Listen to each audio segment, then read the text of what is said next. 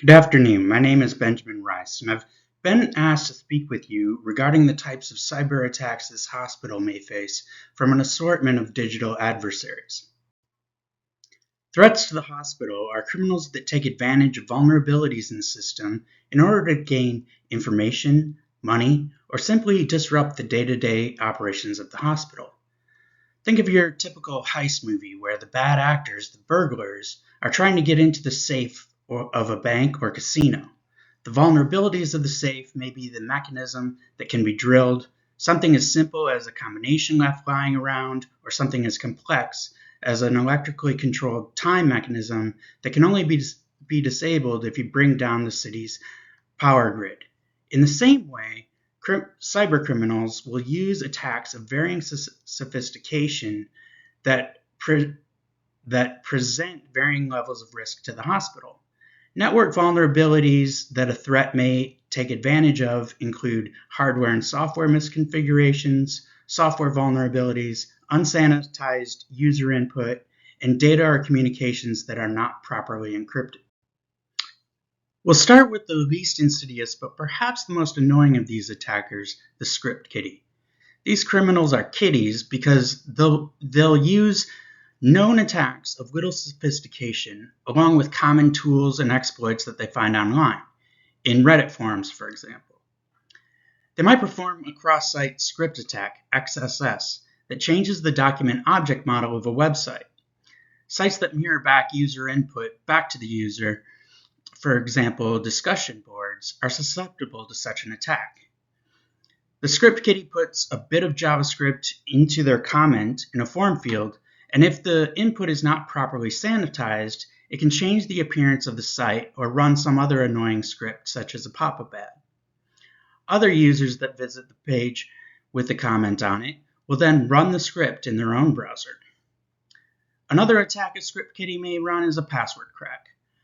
On the Reddit r hacking forum, I found one that describes how a person might crack the default passwords on the routers of a widely used internet provider.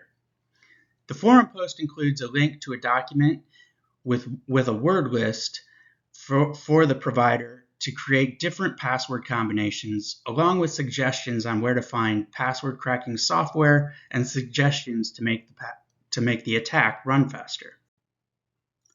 The industrial spy is commonly after intellectual property, something the hospital doesn't have as much of as, say, a research lab or automotive company. They may resort to a tactic as simple as taking an unattended keycard in order to get physical access to documents or medical devices that they shouldn't have access to. A more sophisticated attack might involve some social engineering, like a phishing attack, where the attacker has an unwitting user enter their username and password on a site that appears to be related to the hospital.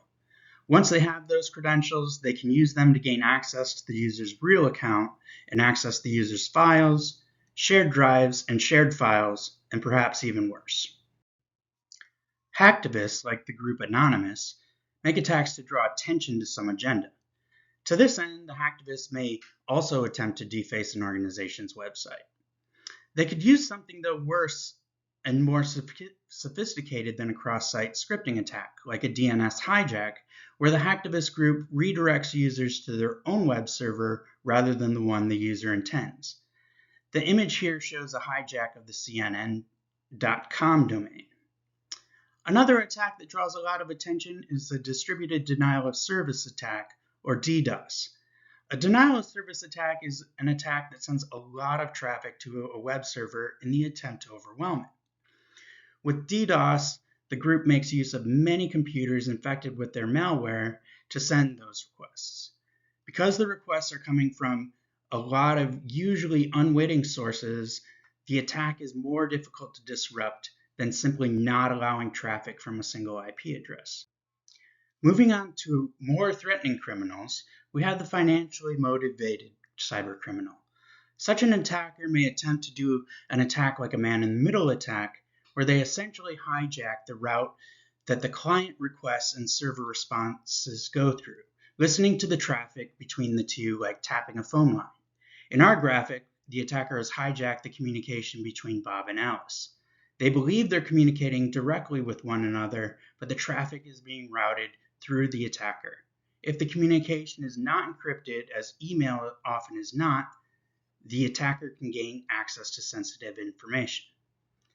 An attack that the hospital may be unusually vulnerable to is the ransomware attack. A ransomware attack, like many other attacks, begins with the attacker gaining access to the system. Using social engineering, such as another phishing attack, the attacker fools the user into clicking on a link that launches malware, which infects the email user's computer and then may worm its way through the system using known vulnerabilities and exploits to infect more computers.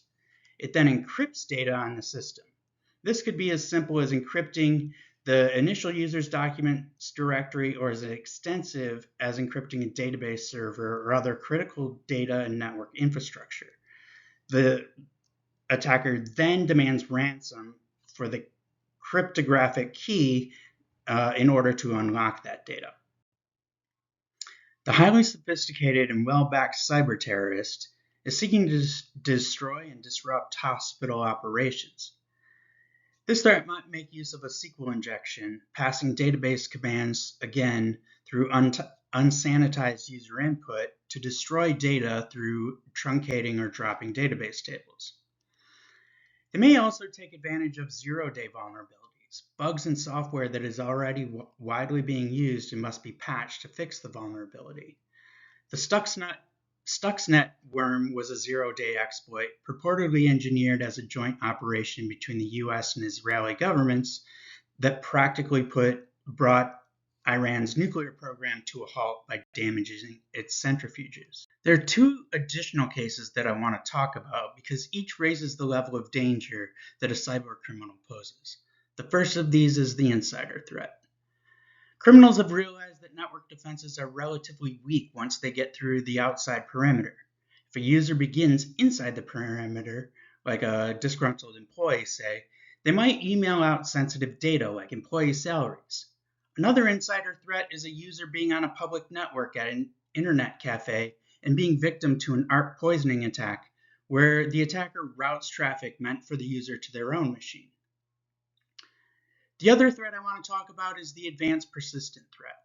APTs are sophisticated attacks, thus advanced. The intent of the attacker is to gain a foothold within the system or otherwise remain anonymous until they gain the information they're seeking and then launch the attack or extract that information from the system. The malware used in such an attack is commonly a rootkit, a form of malware that hides in the user system by infecting something like the BIOS, or by disguising itself, replacing files in commonly installed applications like Microsoft Word or Notepad, an application rootkit. The harmless seeming malware then tries to get administrator privileges, get database access, or find sensitive data. It commonly also opens a backdoor to the system that allows the attacker to get in and out of it undetected. Once the malware has accomplished its goal, it might launch a malicious attack or simply send whatever sensitive data or documents it's found to the attacker. These are sophisticated attacks that can be extremely damaging, and the hospital might never know the full extent of the records that were compromised. From script kiddies to APTs, I hope this examination of the types of attacks that cybercriminals might employ has been instructive and motivating in keeping diligent to protect the systems of the hospital.